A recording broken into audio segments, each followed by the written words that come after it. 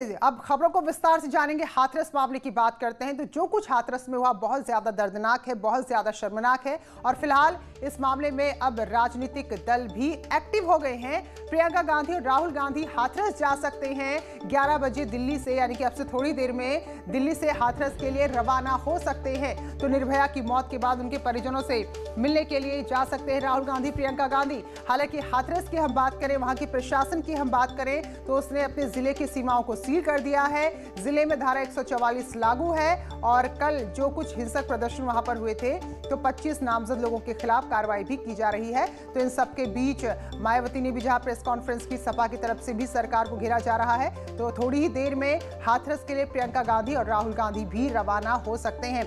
लेकिन इससे पहले हमने आपको दिल्ली यूपी बॉर्डर की भी तस्वीरें दिखाई थी। हमारे सहयोगी बता रहे थे कि वहां पर भी पुलिस तैनात है, यानी कि जिस रास्ते से होकर दिल्ली की सीमा में प्रवेश करेंगे राहुल गांधी और प्रियंका गांधी, वहां भी पुलिस तैनात है। हर गाड़ी की चेकिंग की जा रही है ताकि सीमा पर ही राहुल गांधी और प्रियंका गांधी को रोका जा सके। और राजीव तिवारी हमारे साथ डीएनडी से जुड़े हुए हैं सीधे। तो राजीव, क्योंकि आप अभी दिखा रहे थे हमें तस्वीरें कि पुलिस वहां पर तैनात है, तो बस अब निकलने का वक्त ही, अगर तयशुदा वक्त पर निकलते हैं प्रियंका और राहुल गांधी। बिल्कुल, अगर देखा जाए तो यहाँ पे जो सूचना है कि प्रियंका गांधी, राहुल गांधी 11:30 बजे यहाँ पे पहुंचेंगे नोएडा डीएनडी पर। और आप देख सकते हैं कि कांग्रेस के तमाम कार्यकर्ता और नेता इस समय नोएडा डीएनडी पर पहुंच गए हैं और यहाँ पे जो है नारेबाजी कर रहे हैं। दूसरी तरफ मैं आपको दिखाना चाहूँगा कि भारी संख्या में पुलिस बल यहाँ पे तैनात है। महिला सुरक्षा डीसीपी बृंदा शुक्ला यहाँ पे मौजूद हैं, जो डीसीपी राजेश एस एम मौजूद हैं, रणविजय सिंह मौजूद हैं। तमाम भारी संख्या में पुलिस बल यहाँ पे तैनात है ताकि हर सिचुएशन को यहाँ पे हैंडल किया जा सके। पुलिस को जो सूचना मिली है कि यहीं पे जो है प्रियंका गांधी को रोका जाएगा। सर, भारी संख्या में पुलिस बल तैनात है, क्या सूचना है? प्रियंका गांधी कब तक आएगी जैसा कि बताया जा रहा है? नहीं, कोई सूचना नहीं हम लोग के पास। जिस तरह से पुलिस पूरी तरह से सतर्क हो गई है, क्या मसला है? ये रूटीन चेकिंग है हमारी, और हम लोग कभी कभी अपने जो हमारी चेकिंग की जो तरीके हैं उसको और सेंट्रलाइज करने के लिए, रीएक्टिवेट करने के लिए ये सब करते हैं। बताया जा रहा है कि कांग्रेस के कुछ बड़े नेता, कांग्रेस से प्रियंका गांधी, राहुल गांधी यहाँ से जाने वाले हैं हाथरस। कांग्रेस के नेता अभी तमाम यहाँ पे पहुंचे हुए हैं। देखिए, ये कौन लोग हैं अभी हमें जानकारी नहीं है, लेकिन हम लोग के पास इस तरह का कोई सेक्शन नहीं है कौन जा रहा है, कहाँ क्या कर रहा है। क्या अगर दिल्ली से कोई बड़ा नेता हाथरस के लिए जाता है, चाहे वो कांग्रेस पार्टी का हो या किसी दूसरे पार्टी का, तो आप लोग उससे यहाँ पे रोकेंगे? नहीं, इस तरह का कोई सेक्शन हम लोग के पास नहीं है, लेकिन ये जरूर है कि अगर कहीं कोई कानून व्यवस्था की स्थिति होती है तो उसको हम लोग देखेंगे उस समय क्या डिसीजन लेना है। यहाँ पे मतलब हालात अनियंत्रित होता है तो उसको रोकने के लिए जो है आप लोग यहाँ पे मौजूद है, किसी नेता को नहीं रोकेंगे? देखिए, कहीं भी हालात कोई अगर आउट ऑफ कंट्रोल जाता है तो हम इसी को तो इन्फोर्स करने के लिए यहाँ पे खड़े होते हैं। इसलिए हम लोग को ऐसा कुछ इन्फॉर्मेशन नहीं है, कुछ इनपुट नहीं है, लेकिन हम रूटीन में खड़े रहते हैं। आजकल आपने देखा होगा कि तमाम जगहों पे कुछ लॉ एंड ऑर्डर इश्यूज है। कांग्रेस के कुछ नेता बता रहे हैं कि यहाँ पे यूपी पुलिस तैनात है, प्रियंका गांधी को यहाँ पे रोका जाएगा, इसी वजह से हम लोग पहुंचे हैं कि रोकने न दिया जाए। उनकी अपनी अंडरस्टैंडिंग हो सकती है, बट हमारे पास ऐसा कुछ इन्फॉर्मेशन नहीं है। तो जैसा कि एडिशनल डीसीपी रणविजय सिंह जी बता रहे हैं कि हम लोग यहाँ पे जो जैसा मैसेज मिला उस हिसाब से चेकिंग के लिए रुके हुए हैं, लेकिन जो कांग्रेस के नेता हैं उनका कहना है कि प्रियंका गांधी को यहाँ पे रोका जाएगा। बिल्कुल राजीव, पुलिस मानने को तैयार नहीं है और कह रही कि रूटीन ये हमारा है कि हम आके बीच बीच में चेक करते हैं, लेकिन इतना बड़ा अधिकारी खुद डीएनडी के पास पहुंचा है, कार्यकर्ताओं की भीड़ वहां पर है। खबर है कि प्रियंका गांधी, राहुल गांधी यहां से गुजरकर हाथरस जा सकते हैं। बहरहाल जो कार्यकर्ता है राजीव, जरा उनसे बात कराइए, क्या उनको ये जानकारी है कि उनके नेता यहां से होते हुए हाथरस जा रहे हैं इसलिए इकट्ठा है यहाँ पर? बिल्कुल, अगर देखा जाए तो देख सकते हैं कि यहाँ पे जो है तमाम जो कांग्रेस के नेता हैं यहाँ पे बैठ गए हैं डीएनडी पे और ये लोग लगातार विरोध प्रदर्शन कर रहे हैं। चल जानते हैं। महिला विरोधी ये सरकार नहीं चलेगी, नहीं चलेगी। लोग यहाँ पे प्रोटेस्ट कर रहे हैं, क्या डिमांड है? क्या कोई नेता आपका आ रहा है यहाँ पे? जी, हमारी उत्तर प्रदेश की प्रभारी माननीय प्रियंका गांधी जी आएंगी। जिस तरह इन्होंने उत्तर प्रदेश सरकार ने हमारी इस बेटी के साथ जो दुष्कर्म किया और इसके खिलाफ कोई कार्रवाई नहीं की है, हम इसके खिलाफ, पूरा देश आक्रोश में है। क्यों इस बेटी के साथ इतना इन्होंने 2:30 बजे रात इसके पार्थिव शरीर को जलाने का काम किया, और क्यों आज बेटियों के साथ उत्तर प्रदेश में अत्याचार हो रहे हैं? इन्होंने कहा था बेटी बचाओ बेटी पढ़ाओ, ये नारा कहाँ गया? क्यों नहीं हो रहा आज बेटी पढ़ाओ बेटी बचाओ का नारा? कहते हैं हम हिंदुत्व की बात करते हैं, हिंदुत्व की बात अगर ये करते हैं तो 2:30 बजे रात उस बेटी को क्यों जलाया गया? उसकी माँ रोड पे पड़ी थी, अपनी बेटी की पार्थिव शरीर को मांग रही थी। ये बिल्कुल विरोधी सरकार है, इस सरकार से हमें शर्म आती है। आप लोगों की कौन नेता आपके यहाँ पे आ रहे हैं? हम यहाँ डिमांड लेने नहीं आए, हम न्याय के लिए बैठे हैं। आज उत्तर प्रदेश में जो जंगल राज मचा हुआ है, इस भाजपा सरकार की तानाशाही देखो, जो सनातन धर्म के हिसाब से, रीति रिवाज के हिसाब से उस हमारी दलित की बेटी को जो मान सम्मान मिलना चाहिए था, अंतिम संस्कार होना चाहिए था, उसमें भी इन्होंने तानाशाही रवैया अपनाया है। और कांग्रेस पार्टी और आमजन सभी आज बिल्कुल राजीव, तो काफी ज्यादा गुस्से में कांग्रेस के कार्यकर्ता। रंजीता हमारी सहयोगी जनपद से हमारे साथ जुड़ी हुई है, तो रंजीता यहां से क्या खबरें आप तक पहुंच रही हैं?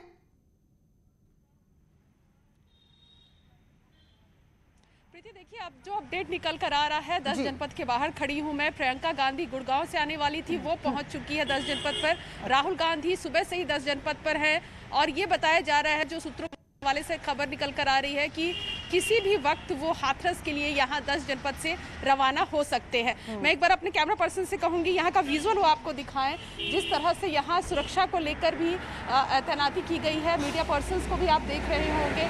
कहीं ना कहीं ये भी बताया जा रहा है कि रूट कुछ और भी लिया जा सकता है, क्योंकि जिस तरह की नाकेबंदी DND पर की गई है उत्तर प्रदेश सरकार की तरफ से, प्रशासन की तरफ से, कोशिश ये की जाएगी कि जब वो DND की तरफ से जब उत्तर प्रदेश में प्रवेश करें, उससे उसी समय उनको वहाँ रोक दिया जाए। ये कोशिश उत्तर प्रदेश प्रशासन की है, लेकिन इसका बी प्लान भी कांग्रेस पार्टी कहीं ना कहीं तैयार कर रही है।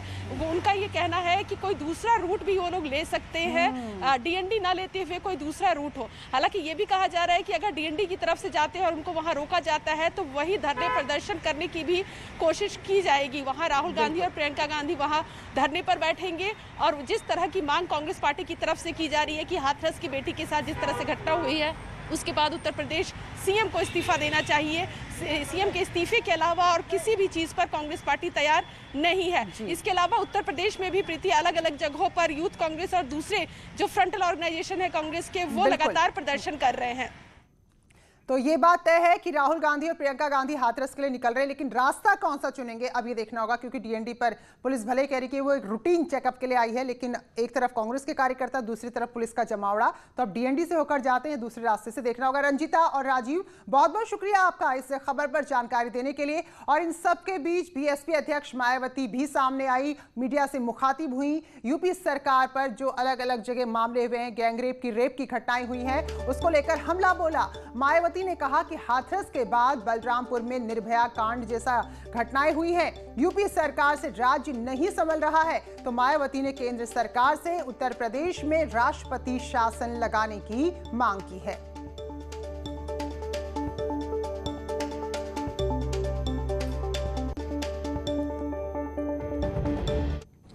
कि उत्तर प्रदेश में वर्तमान भाजपा सरकार में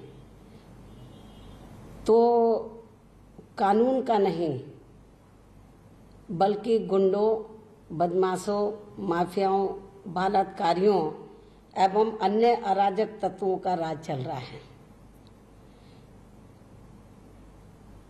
और यहाँ कानून व्यवस्था पूरी तरह से दम तोड़ चुकी है। खासकर इस सरकार में यहाँ की बहन बेटियां तो बिल्कुल भी सुरक्षित नहीं है। जैसा कि मैंने अभी आपको बताया कि मैं सोच रही थी कि हाथरस के बाद ये लोग हरकत में आएंगे, लेकिन नहीं आए।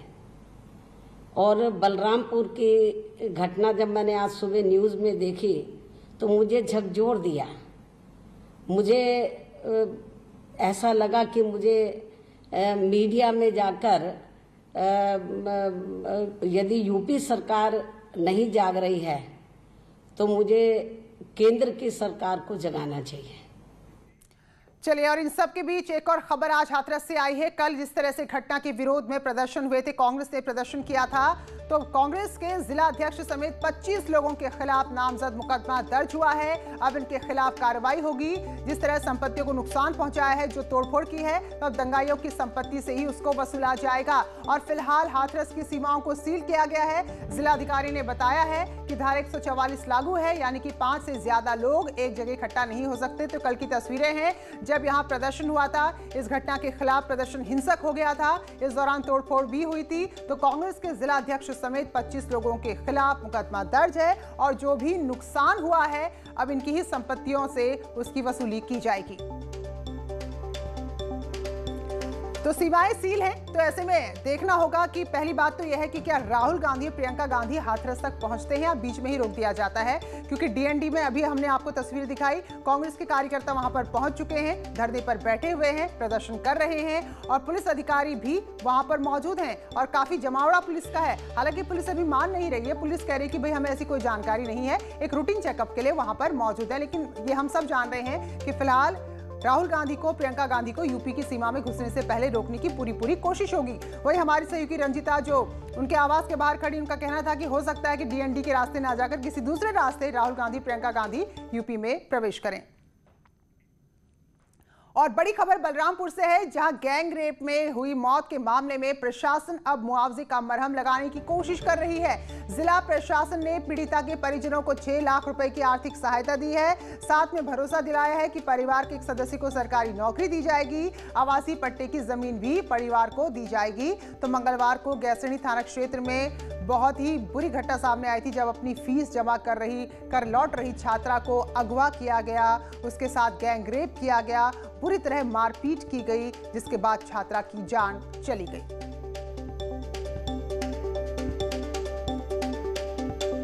तो ये बलरामपुर की खबर है। तो हाथरस, बलरामपुर, बुलंदशहर, एक के बाद एक जिस तरह से घटनाएं सामने आई हैं, वाकई में बहुत ही शर्मनाक है।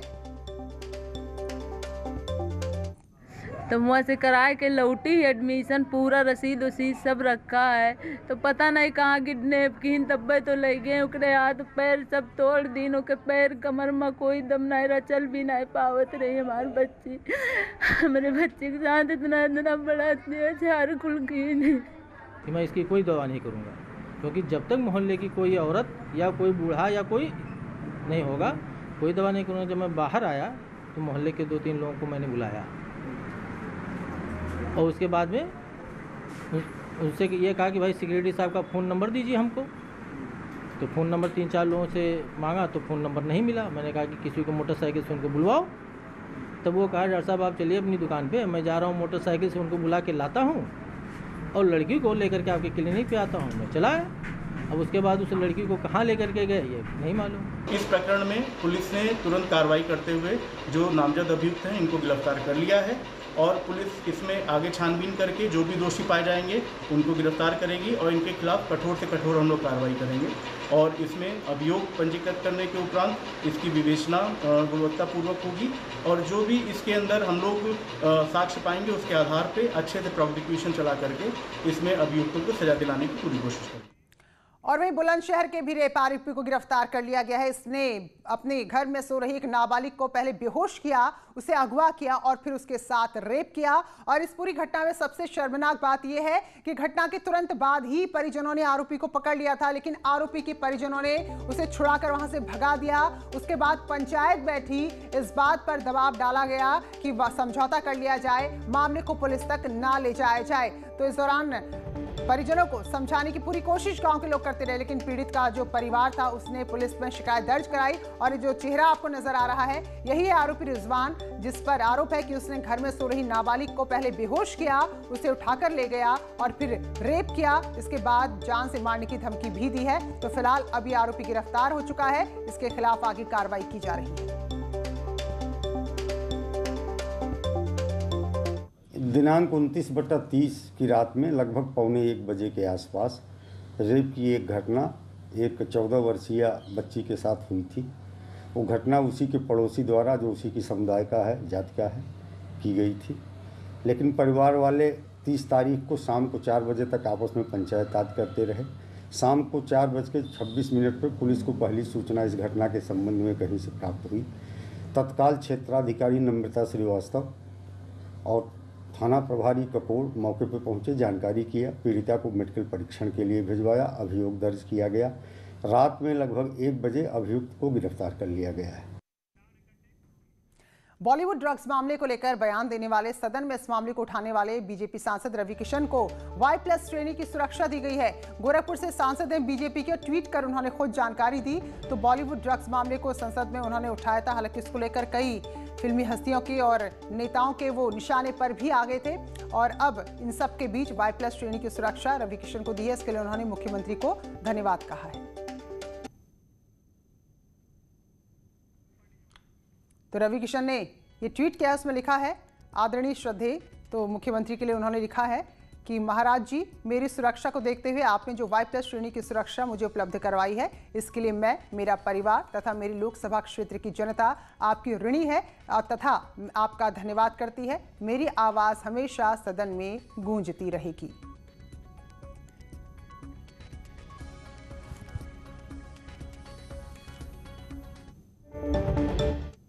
आवाज़ उठाई बॉलीवुड में जो ड्रग माफिया चल रहा है, और उसके बाद आपको तमाम तरीके की थ्रेट मिले। अभी आपको Y+ की सुरक्षा दी गई है, क्या कहेंगे? देखिए, इससे ये तय हो गया कि भारतीय जनता पार्टी एक संगठन है।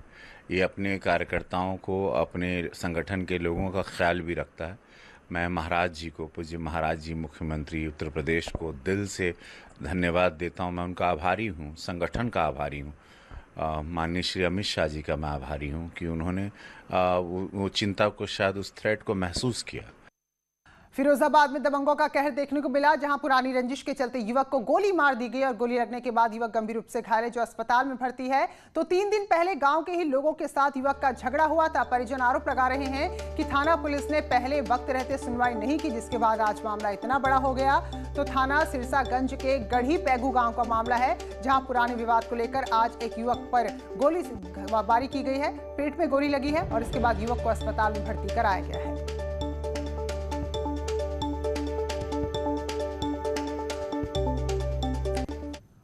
और खबर महराजगंज से, जहां भीड़ ने मटर तस्कर को पकड़कर उसे बुरी तरह पीट दिया। मारपीट की तस्वीरें सामने आई है। कोल्हुई कस्बे में स्थानीय लोगों ने मटर की बड़ी खेप पकड़ी और तस्कर की पिटाई कर दी। तो लोगों का आरोप है कि पुलिस ने इन सब का साथ दिया, जिसके चलते यहां धड़ल्ले से तस्करी की जा रही है।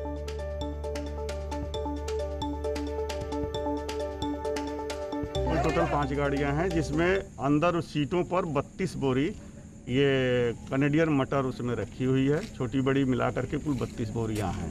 कुछ 50 केजी की हैं, कुछ 25 केजी की हैं। उसे पकड़ लिया गया है, गाड़ियों को सीज कर दिया गया ले करके थाने में। और जो 32 बोरी। तो इन खबरों के साथ बुलेटिन में फिलहाल इतना ही।